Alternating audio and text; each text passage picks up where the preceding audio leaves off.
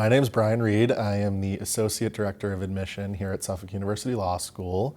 I'm a 2014 graduate of the law school. I was an evening student during my time here.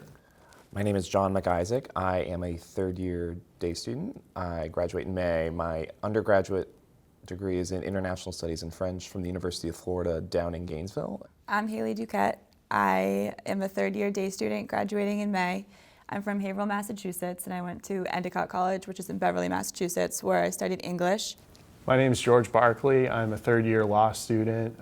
Grew up in Newton, Mass, and went to Vanderbilt University for undergrad, where I majored in history. My name is Cherina Wright. I am the Director of Student Engagement and Inclusion here at the law school. I am also an alum. I graduated with my JD and my MBA. Awesome. So one of the most common questions we get from incoming students is about your first year of law school. Could you guys tell us a little bit about your first year, whether it's cold calling, Socratic method, how much time you spent studying, really anything you'd like to talk about in your first year? Yeah, so I came from out of state. I had grown up in Florida. I really had never been to Boston before coming to an event that Suffolk had put on. My first year was part adjusting to living in Boston, but also just how law school was a very different way of life or way of education. So it was very much focusing on making a study schedule, just the volume of reading that is a little bit different than undergrad, and prepping for the Socratic method and getting cold called maybe when I did not read every single day. Yeah, I came in anticipating a lot of reading, a lot of writing, but I was an English major, so I felt pretty prepared for that. What the biggest adjustment for me was taking exams. I never really took exams in college because I was an English major. It was all just papers. So the first actual exam and preparing to study for an exam, that was definitely the biggest adjustment for me, as well as the Socratic method, getting cold called on. Definitely took more time to study than I ever anticipated. Yeah, I would say for me, I took a few years off between undergrad and law school, so a big adjustment for me was really figuring out what the time demands were and setting up a routine for myself and really just preparing for, like people have been saying, the high volume of reading and the anticipation of getting cold called on. I think for me, really developing a routine by the time I got to second semester was something that was really important and helped manage kind of the stress and reading, which there definitely is a lot of in your first year.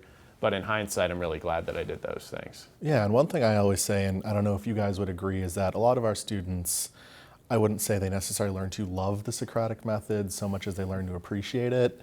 I like to tell people it does a really great job of preparing you for your exams. And is that something you would agree with? Is that something you found in your classes?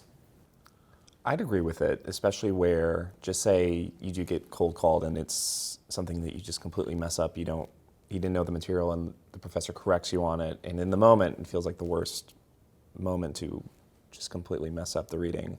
But when you're on the exam, it's something you've never forgotten since then, and it can really help you on the exam. And plus, especially now where I'm in court throughout the week, I'm very prepared to just be cold called in a way when the judges ask me a question. Can we talk a little bit about how you all survived first year through the resources offered here on campus, whether it be to find a sense of community or to help you all academically? I personally leaned on my friends and family a lot for support during my first year because I commuted. I lived about an hour away, so I was taking the train in and out every day. So right after class, I would just get on the train and go home, and I would do all my studying there. So I found that my friends being really supportive and really patient with me and respecting when I had to study for exams and they needed to just kind of be quiet in the house, that was definitely really helpful. And then my family checking in on me all the time, that definitely made things a lot easier too. Just having the people acknowledge that I was going through this big transition definitely made it a lot easier. And then during my second year of law school, I moved to the city, and that's when I started utilizing the library and the school's resources more. I joined a journal my second year, and I thought that the community provided by the journal was an absolute game changer. I now had way more friends here that I could study with, that I could coordinate things with. I had another office space that I could utilize, so that was big for me. I think one big thing that a lot of students always ask about are study groups. Are those things you guys found helpful, particularly during your first year? Yeah, I would say so. Yeah, towards the end of our first semester, I found a pretty good study group, and it was really great in terms of gauging what material I understood pretty well and also where I needed to improve and kind of focus some more attention on, whether it was a specific subject or one specific topic area. I would say that it was a really helpful way of reviewing stuff and then figuring out what our professors were looking for, as well as doing some practice exams together. We'd often do a lot of that up in the library. Yeah, that's one thing I always really like to stress to people, and I'm not sure if you guys would agree, for as much as your friends, family, significant others sort of play the backbone of your support network, having people here at school who understand why you might be ready to toss your laptop out a window on a random Tuesday is really helpful.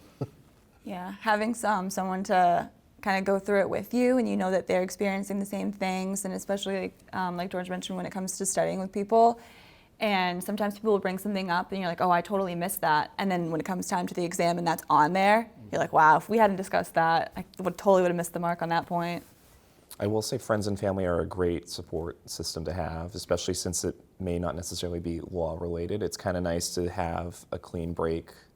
Just say you leave school after studying for a long time, you go home to a family that doesn't know what the law is for some reason, and then you can just have that supportive, not anything legal related relationship, as opposed to what is a very beneficial relationship with your colleagues of studying together, checking in on each other, making sure we're holding each other accountable when it comes to studying for this exam coming up.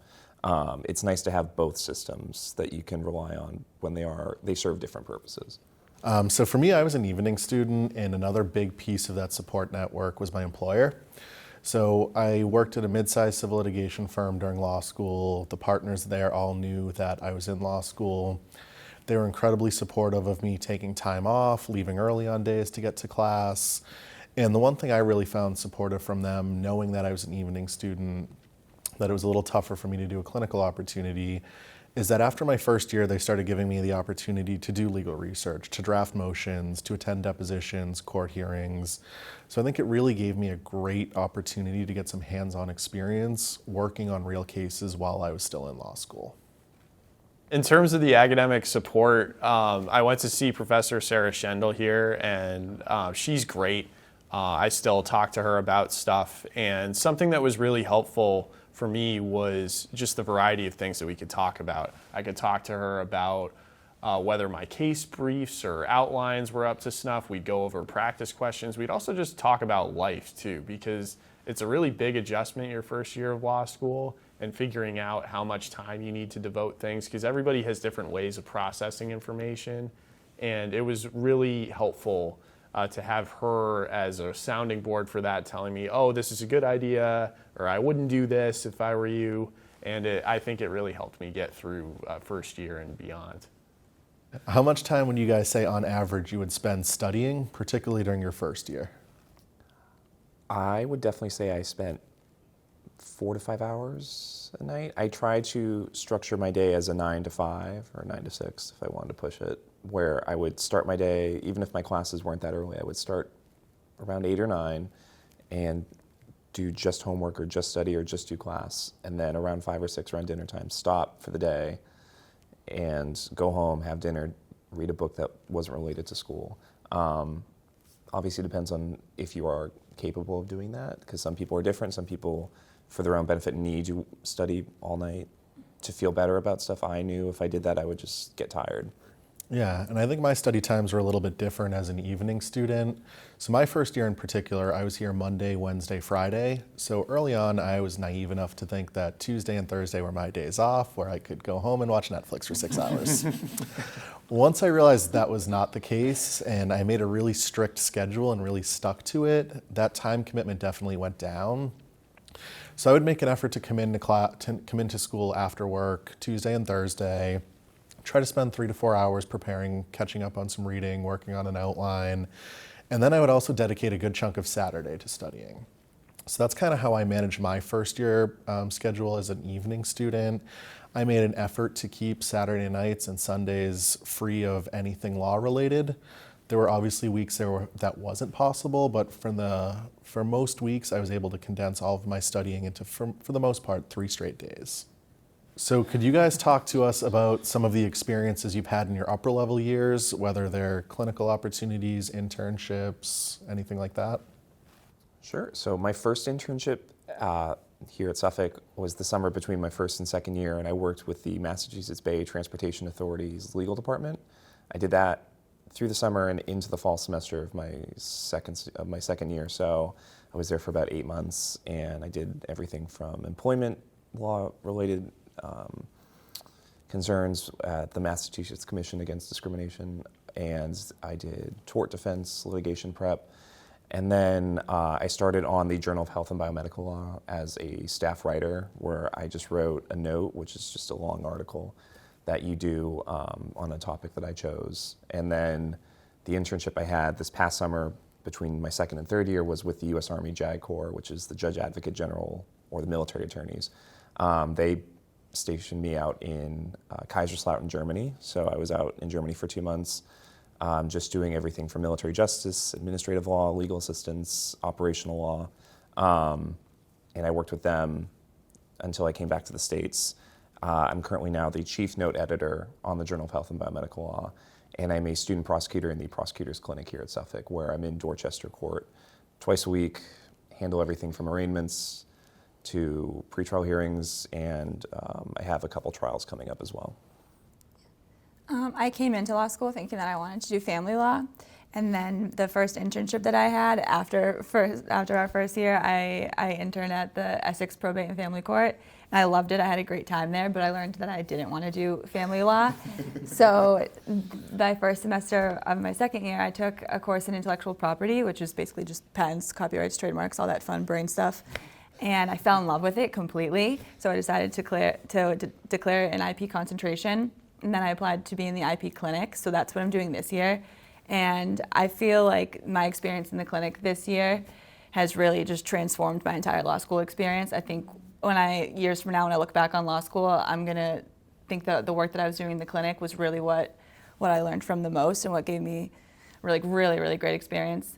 I also am on the Journal of High Technology Law, and I think that my experience being on the journal has really taught me how to collaborate in group settings, and it's definitely improved my writing skills too, because we had to write notes last year and cite check, so definitely helps with your writing and following Blue Book citations, all that fun stuff.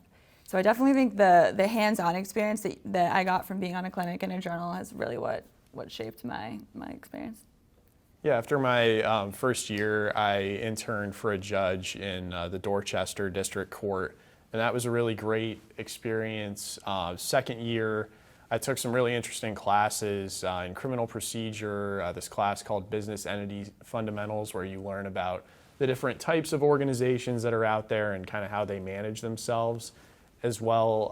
I talked to some professors that I had developed a good rapport with, and took employment discrimination, which was another really good course. And I would say those experiences have really helped me, plus my clinic experience in the Defender's Clinic, really start to pursue my interests in not only practicing criminal law, but learning about some litigation as well. Suffolk does a really good job of helping students become practice ready after graduation, whether it's through a clinic, a journal experience, experiential learning through the classroom, or just networking. It really helps students prepare for life after law school. So all of you are currently in clinics. I was in a clinic as well. I was actually in the inaugural Supreme Court clinic, which didn't have to do a lot with clients, but a lot of writing, which was a great experience nonetheless. Can you talk to us a little bit about how you balance being in a clinic as well as doing everything else that's required of a law student, as well as what it takes to be a part of a journal and what goes into that? I find the clinic easier to manage with my classes because we get to take less classes, since we get 5 credits per semester from being on the clinic. So your class load isn't as heavy as it would be during your first and second year. I think what the opportunity that the clinic really provides is the experience of actually having clients and feeling the responsibility of having someone that you're actually representing. You actually get to have meetings with your clients. You get to go to court. You get to file things in court. It's a lot of research, a lot of drafting. So I'm in the intellectual property clinic, and one of the cases that we're working on, there's actually a couple blogs written about it, but basically we're trying to stop the term Rapunzel from being trademarked, which would prevent other companies from being able to use it to sell their products. So that's actually been one of the funnest things that I've gotten to do in law school, is work on this case, and just the research that it entailed has been super interesting. And I feel like our argument is really just like digging at the heart of trademark law. So all the research that I've gotten to do and what I've really learned about trademarks in general, just from this case alone, has been incredible. And I think no matter what I do in the future, I'll take the experience that I've had from this case with me, because it was really easy to kind of get like invested and really feel passionate and have this argument that I really, really feel strongly about, and trying to make our accomplish our goals. I'm in the prosecutor's clinic, so I'm in the Dorchester division of the Boston Municipal Court system, where I don't handle anything that deals with the victim, but I do handle cases like operating under the influence of alcohol, possession of certain drugs, stealing property that maybe isn't tied to like one person, but like a business or the state. And I arraign cases, so I set someone's bail, or I argue that someone's bail should be set, or just say that we're not asking for any bail. And then I would go through with my own caseload. I have about 20 cases right now, and I just do everything from discovery requests from just say the Registry of Motor Vehicles, or I try to get CCTV footage, see if I can get any of that. I'm in the defender's clinic at Suffolk, and something that we've gotten to do throughout the year has been get appointed from the very start of a case. So if somebody gets summoned or commanded to get to court, we'll get appointed to represent them, or we'll represent people who are in custody. And really from the beginning of that process, we really focus on humanizing people, especially because our clients, many of them are homeless or extremely low income and can't afford their own attorneys, or have substance use or mental health issues. And so we really try to get a lot of information from them, whether it's through talking to their family members, interviewing them, going to visit them in jail if they're incarcerated, setting up meetings with them, and really trying to get some information to help resolve the cases if possible, whether there's a plea negotiation involved, or if we've got to get up and do a bail argument in court. I've been fortunate enough to get to argue in front of about 6 or 7 different judges in the BMC this year, which has been a really helpful experience, especially because a lot of judges are very different. So getting that kind of exposure to what some different things different judges might throw at you has been really great, and really being forced to think on my feet a lot. One of the big things about going to law school and then really becoming an attorney is being able to network and mentor people before you, and then also being mentored by people that have come after you. So can we talk a little bit about what mentoring and networking has been for you here at the law school through journals or other opportunities you've had? Sure. During my first year, they paired me with Judge McLeod, who used to teach professional responsibility here, and she was a really great resource. I ended up taking professional responsibility with her before she retired, and we would get coffee from time to time my first year and a little bit during my second year as well. And it was a really great experience because she was one of Suffolk's first female students, so hearing her thoughts on law school and how it's changed, what things have stayed the same. She knows a lot of former Suffolk students as well, so it was great in terms of hearing from her about some people who might be good to take classes with, or who might be good to get in touch with for networking purposes, and also just as a sounding board. Being a former Superior Court judge, she really saw a lot, and getting to hear kind of her thoughts about what are some things that make good lawyers and what are some things that also make really bad attorneys as well. I think that was really good to hear from her. I remember my first internship at the MBTA, half of the attorneys there were Suffolk alums. My internship all the way out in Germany, the major I worked for, he was a Suffolk alum. The a lot of the judges I go in front of in Dorchester Court, they're Suffolk alum, or they know plenty of Suffolk alum. I also joined Infinity Bar Association, the Mass LGBTQ Bar Association, where, again, there's Suffolk students and alums there that even more want to help you connect with maybe the right career for you. When I think about student organizations, that was a big part of my time here as a law student. I was the president of the Black Law Students Association for 2 years. Yeah, the Alumni Association in particular for me was invaluable. The firm I worked at post-graduation had 8 attorneys, all of whom were Suffolk alums. I was connected with the hiring partner by my career counselor, and I was under no illusions about how I got my job. So having access to this built-in professional network was pretty invaluable to me. So I'd also like to ask you, what tips can you give to incoming first-year law students? I would say be flexible and willing to make sacrifices. Definitely have the self-awareness to acknowledge when your plate is too full and not try to take on any more than you necessarily have to. That's a good one. I would say keep up a routine to the best of your ability, and also schedule some fun, whether it's working out or going to see friends, or it might be some takeout Chinese food and office reruns, something that will help you keep your sanity, because you'll definitely need those things as the year progresses. So one tip I always like to give to evening students in particular, don't be afraid to take time off from work. So particularly when you're preparing for your first year exams, this is the first time you've sat for this type of exam. It's not something you want to go into unprepared. So be willing to take some time off, talk to your employer about it, and really make sure you give yourself the resources you need to succeed on those first year exams. If I could tell any incoming 1L something, it would be to network. Your job as a law student is to successfully graduate, pass the bar, and get a job. And networking is so much of that battle.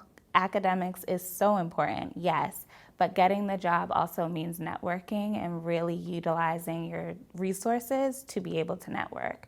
Whether it's an affinity bar association or an actual bar association or student organizations here at Suffolk, there are so many opportunities for students to access networking that it's just an invaluable tool to have.